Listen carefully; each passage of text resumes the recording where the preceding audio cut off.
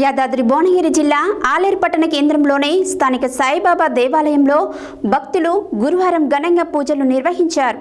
మధ్యాహ్న హారతి సమయంలో పల్లకితో ఓం సాయిరామ్ అని జపిస్తూ గుడి చుట్టూ ప్రదక్షిణలు చేశారు.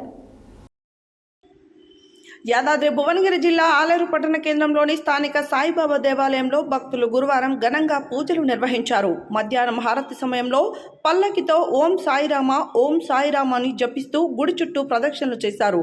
ఈ దేవాలయంలో ఉన్న సాయిబాబా విగ్రహాన్ని ముట్టుకుంటే కోరిన కోరికలు నెరవేరుతాయని ఇక్కడ ప్రజల నమ్మకమని, వివిధ మండలాల గ్రామాల నుండి దర్శనానికి వస్తారని పూజారి ఆచార్య తెలిపారు.